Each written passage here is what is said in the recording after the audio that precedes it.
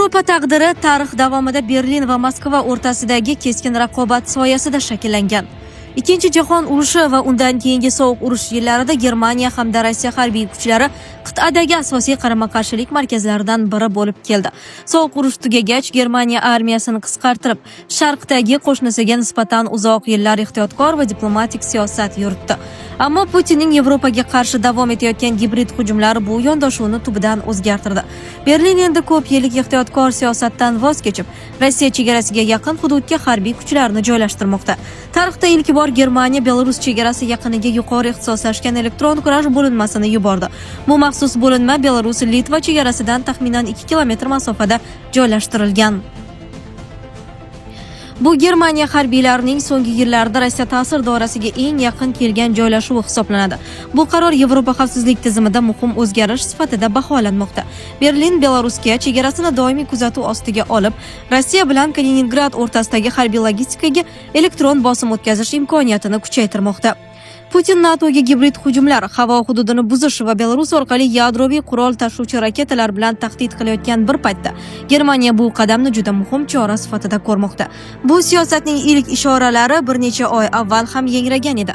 Iyun oyida Germaniya harbiy havo kuchlari qo'mondoni general-leytenant Ingo Gerhardt Rossiya NATOga hujum qilsa Germaniya darhol jangga tayyor ekanini bildirgan. U shuningdek NATO hududining har bir qarichini himoya qilishini ta'kidlagan. Endi esa bu bayonot amalda tasdiqlandi. Germaniyaning Eloka deb ataluvchi maxsus elektron razvedka bo'linmalari Belarus chegarasi bo'ylab doimiy faoliyat yuritmoqda. Zamonaviy urushlarda elektromagnit spektri eng muhim qurollardan biriga aylangan. Bu bo'linmalar Litvaning sharqiy qismida tashqi ko'rinishi oddiy yuk mashinasiga o'xshaydigan, ammo yuqori texnologiyalar bilan jihozlangan mobil stansiyalarda ishlaydi. Ularning asosiy vazifasi elektromagnit muhitini uzluksiz kuzatish va tahlil qilishdir. Ular raqibning radio aloqasi, radar signallari va ma'lumot uzish tarmoqlarini tezkor aniqlaydi. Shu bilan birga o'z joylashuvini oshkor etmasdan o'nlab kilometr uzoqlikdagi signallarni qabul qila oladi. Bu bo'linmalarning asosiy quroli o'q emas, balki ma'lumotdir. Zarur hollarda ular raqib aloqasini elektron usulda izdan chiqarishi mumkin. Masalan, Rossiya qo'mondoni hujum buyrug'ini uzatsa, bu signalni to'sib, harbiy muvofiqlashtirishni izdan chiqarish imkoniyatiga ega. Maxsus 30 kilogrammli uskunalar bilan jihozlangan harakatchan guruhlar chegaraning eng yaqin nuqtalarigacha yetib borib, mustaqil aloqa tarmoqlarini yarata oladi. Ularning qarshi tomonida Belarus chegara qo'shinlari va Kaliningrad bilan aloqani ta'minlashga harakat qilayotgan Rossiya qo'mondonlik markazlari turibdi. Eloka bo'linmalari Rossiya va Belarus harbiy qismlari foydalanayotgan chastotalarni harakat boshlanishidan oldin ham aniqlash imkoniyatiga ega. Kaliningrad Yevropa markazida joylashgan elektron kurash vositalari kuchli rivojlangan Rossiya harbiy hududi hisoblanadi. 24-iyul kuni Germaniya tashqi ishlar vaziri Johann Vadeful Rossiya Kaliningradga joylashtirgan Iskender raketalari bir necha daqiqa ichida Berlinga yetib borishi mumkinligini ta'kidlagan. Bu bayonot Berlin mazkur chorani nima uchun zarur deb hisoblayotganini ko'rsatadi. Kaliningradda Rossiyaning 11-armiya korpusi hamda kuchli elektron kurash tizimlari joylashgan. Ular orasida 5000 kilometrgacha ta'sir doirasiga ega deb baholanuvchi Murmansk BN hamda havo radarini izdan chiqarishga mo'ljallangan Krahusa 4 tizimlari bor. Bu komplekslar Yevropa bo'ylab signal razvedkasini amalga oshirish imkoniyatiga ega. Bu holat hayot sifatiga ta'sir qilyaptimi? Oilaviy hayotda zaiflik, stress va ishonchsizlik olib kelyaptimi? Vulkan erkak kuchi va ishonchining yangilangan manbai. Prostata bezi adenomasi, surunkali prostatitdan qutulishga yordam beruvchi ishonchli formula. Atigi 5-7 kun ichida natijasini sezasiz. O'zingizni yengil va ishonchli his eting. Vulkan siz izlagan tabiiy yechim.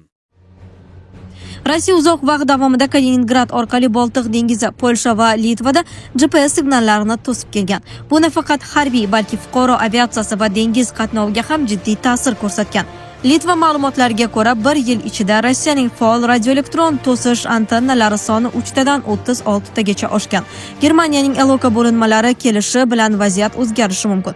Bu tizimlar Kaliningraddan uzilayotgan radar va aloqa signallarini darhol qabul qilib, NATO xaritalarida ularning aniq joylashuvi va ishlayotgan chastotalarini belgilaydi. Bu esa Rossiyaning elektron ko'rinmaslik ustunligini asta-sekin yo'qqa chiqarishi mumkin. Berlin shu bilan birga Belarus chegarasini ham to'liq elektron kuzatuvga olishni maqsad qilgan. berilgan. Chegara yaqinidagi Rossiya va Belarus harbiy qismlarining qo'mondonlik signallari Germaniya razvedkasi tomonidan kuzatilmoqda. Bu esa Rossiya qo'mondonligida psixologik bosim va ishonchsizlikni kuchaytirishi mumkin. Bu qaror yana bir muhim nuqta Suvalki yo'lagi bilan ham bog'liq. NATOning eng zaif nuqtalaridan biri hisoblangan mazkur hudud endi Germaniya elektron himoya tizimi bilan qo'shimcha ta'minlanmoqda. Bu Rossiyaning Boltiqbo'yi davlatlarini ajratib ko'rsatishga qaratilgan ehtimoliy rejalarni erta aniqlash imkonini beradi. Shu bilan birga Germaniyaning bu joylashuvi Ukraina chegarasidagi vaziyatga ham ta'sir ko'rsatishi mumkin. Belarus Jmail hududida Ukraina chegarasiga yaqin joyda yangi harbiy bo'linma tashkil etilishini e'lon qildi. Qizig'i shundaki, Germaniyaning Aloqa bo'linmasi bu hududda faoliyatini ushbu bayonotdan oldin boshlagan, ammo uning ommaviy e'loni Belarus qaroridan bir kun keyin amalga oshirilgan. Bu vaziyat Berlinning Minsk va Moskvaga yuborgan ochiq siyosiy va harbiy signal sifatida baholanmoqda. Jmail hududida tashkil etilgan 37-chi alohida desant shturm brigadasi chegaradan taxminan 40 kilometr masofada joylashgan bo'lib, mintaqadagi harbiy faollik yanada kuchayib borayotganini ko'rsatmoqda. Belarus Vitebsk, Brest, Marina, Gorkada joylashgan mavjud desant kuchlariga yana bir yangi zarbachi bo'linmani qo'shdi. Shu bilan birga mamlakat faqat yangi garnizonlar, o'quv poligonlari va yirik yoqilg'i omborlari qurish bilan cheklanmayapti. Yakamola temir yo'l stansiyasi yaqinida doimiy harbiy infratuzilma ham barpo etilmoqda. 22-iyul kuni Aleksandr Lukashenko ushbu bo'linmalar mudofaa maqsadida tashkil etilayotganini aytgan bo'lsa-da, vaziyat boshqacha ekani ta'kidlanmoqda. Bu yangi desant brigadasi ham NATOning sharqiy qanoti, ham Ukraina uchun muhim harbiy tahdid sifatida baholanmoqda. Ukraina bu holatga tezkor javob qaytardi. Davlat chegara xizmati vakili Andrey Demchenko Belarus Rossiya ta'siri ostida ekanini va tahdid hech qachon yo'qolmaganini bildirib, vaziyat doimiy nazorat qilinayotganini ma'lum qildi. Shundan so'ng Ukraina ayniqsa Chernigov va Sumy yo'nalishidagi shimoliy chegara mudofaasini yuqori tayyorgarlik holatiga keltirdi. Mintaqada kilometrlab mudofaa inshootlari qurildi. Tankga qarshi xandaqlar, ajdar tishlari, zich minalashtirilgan hududlar va yangi dronlarga qarshi bo'linmalar joylashtirildi. Biroq Germaniyaning Litva chegarasidagi elektron kurash bo'linmalarini joylashtirishi bu choralardan ham kuchliroq to'xtatuvchi omil sifatida baholanmoqda. Germaniyaning elektron bosimi Minskni bir vaqtning o'zida ikki yo'nalishga e'tibor qaratishga majbur qilmoqda. Belarus janubda Ukrainaga qarshi kuch to'playotgan bir paytda shimolda Germaniyaning yuqori texnologiyali elektron kuzatuvchi tizimi bosimga ham duch kelmoqda. Bu esa Ukraina uchun Belarus chegarasida qo'shimcha manevr imkoniyatini yaratmoqda. Muallif ta'kidlashicha, bu holat Putin uchun ham jiddiy muammo tug'dirishi mumkin. Chunki Rossiyaning Belarus orqali yana Ukraina shimoliga bosim o'tkazish rejalari Germaniyaning elektron kuzatuvi tufayli ancha qiyinlashmoqda. NATO endi faqat mudofaa bilan cheklanmay, tahdid manbasiga nisbatan faol bosim o'tkazish strategiyasini qo'llamoqda. Litvadagi Aloqa bo'linmalari Germaniyaning mintaqadagi yagona harbiy kuchlari emas. Mamlakatning bu yerda qariyb 1800 nafar yaxshi qurollangan harbiysi doimiy xizmat qilmoqda.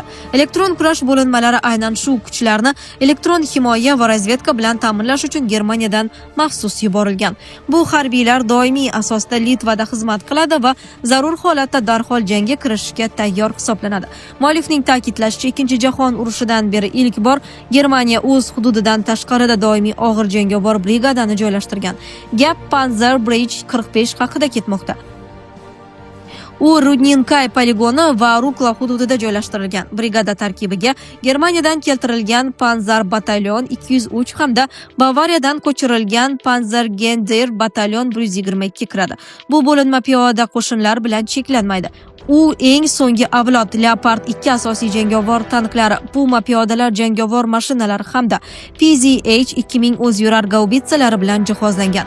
Brigada 2027-yil oxirigacha to'liq jangovar tayyor holatga keltirilishi, shaxsiy tarkibi esa 5000 nafarga yetkazilishi rejalashtirilgan. Litva xizmati mazkur harbiy kuchni qabul qilish uchun mamlakat tarixidagi eng yirik harbiy infratuzilma dasturlaridan birini amalga oshirilmoqda. Bu maqsadga 1 milliard yevrodan ortiq mablag' ajratilgan. Harbiylar rotatsiya asosida emas, balki oilalari bilan doimiy yashash uchun Litvaga ko'chirilmoqda.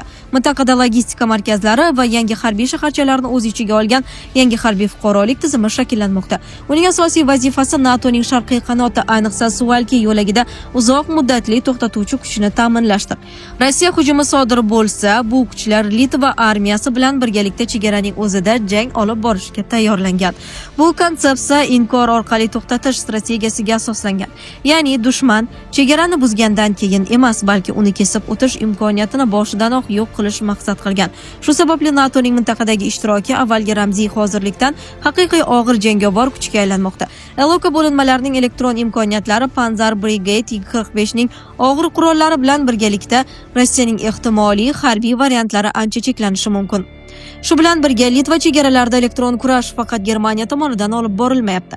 Litvaning Milliy kiber mudofaa qo'mondonligi Rossiya kiber hujumlariga qarshi tarmoqlarni muhofaza qilmoqda. Hetman Kristops Radleva Perkunas signal batalyoni hamda harbiy razvedkaning 2-tadqiqot departamenti Kaliningrad yo'nalishidan kelayotgan elektron ma'lumotlarni doimiy tahlil qilmoqda. Niderlandiya va Norvegiya kabi davlatlarning NATO tarkibidagi aloqa bo'linmalari ham ushbu tizimda ishtirok etmoqda. Ular katta hajmdagi shifrlangan ma'lumotlarni yagona razvedka markazlariga uzatib turishadi. Bu orqali Kaliningraddan kelayotgan signallar to'liq tahlil qilinadi. Muallifning ta'kidlashicha, Rossiya Kaliningrad orqali butun Boltiq mintaqasini elektron jihatdan nazorat qilishga intilgan. Ammo NATOning yagona elektron mudofaa tarmog'i bu imkoniyatlarni jiddiy cheklamoqda. Rossiya signallarni to'sishga uringanda NATO bo'linmalari darhol zaxira aloqa tarmoqlariga o'tadi. Bu ko'p sohali harbiy operatsiyalar konsepsiyasining amaliy ko'rinishi sifatida baholanmoqda. Germaniyaning aloqa bo'linmalari yig'gan ma'lumotlar ham ushbu umumiy tarmoqda darhol uzatiladi.